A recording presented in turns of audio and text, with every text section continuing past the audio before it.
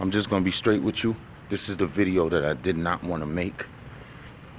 I woke up this morning, woke up about 3 o'clock. My brother called me because one of my brothers is in town, right? So he called me. So he came through. So I turned on the TV, right? And I find out that the U.S., well, I don't even know all the details, but apparently the top military leader of Iran has been assassinated or killed by America. Again, I don't have all the details, but this is the video I didn't want to make because I'm just going to be straight and get to the point. If you are black, brown, Moor, ADOS, which means American descendant of slaves, if you're Latino, if you're of any ethnic background besides Caucasian white, you might want to consider getting a passport and being ready to leave America. Let's backtrack real quick. First of all, in the recent weeks or days, Iran, Russia, China have been doing joint military exercises. Now check this out.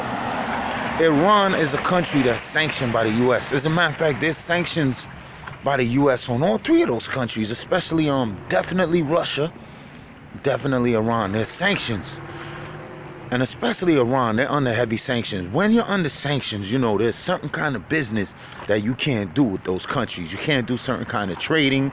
You can't send them military assistance, boom, boom, boom. Meanwhile, Russia is supposed to be our ally.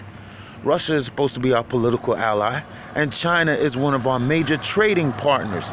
Yet, Iran has been distinguished as the enemy of America. For what reason, I don't know. I guess anytime you have ideological differences from America, America always has to be right, and everybody else who doesn't think like America is automatically wrong. This is how America is. And America's always at war. Always at war. And you know, the book of war is the Bhagavad Gita. I always tell people, if you want to understand the personal war in your life and the spiritual wars going on, the book you want to get into is Bhagavad Gita. But let me get to the point. Russia, Iran, and China have been doing joint military exercises. That alone, if a person has eyes, let them see. And if they have ears, let them hear. You don't do military exercises. You don't do training unless you're getting ready for a what? Fight. So Russia, Iran, and China is getting ready for a fight. Who the hell you think they're going to fight? But the greatest military power on earth, the U.S. I don't think they training to go to war in Jamaica or Africa.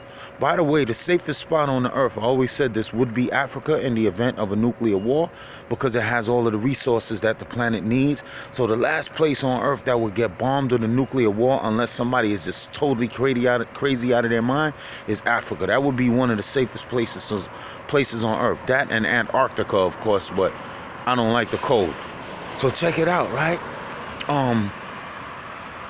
Russia now has nuclear capabilities that travel at hypersonic speeds. We talking about 13,000 miles per hour cruising, and we talking about 20 and 23,000 miles per hour. We talking about Vimana speeds, all right? We talking about speeds where you're going 20 times faster than the speed of sound, and the U.S. has no way of counteracting those weapons. They cannot defend it. Like, in other words, if Russia wanted to wipe America off the face of the earth right now, they can do it right now. And there's nothing we could do. No retort or nothing. I have a funny feeling that China, Russia, and Iran are going to issue a warning to the American descendants of slaves. They're going to say something like, yo, if you're African or of African descent or descent of the slaves, or if you're ethnic, leave the country in 6 months. They're not going to give us an exact date of when they're going to pop off, but they're going to give us some time to leave. I don't think that they're going to roast all of the black people. The reason why I say that is because we've been through hell. And although in the American system, they don't teach us the hell we've been through and they try to suppress it, other countries know what they've done to the descendants of slaves and African people. I mean, you could be an Indian Sikh, right?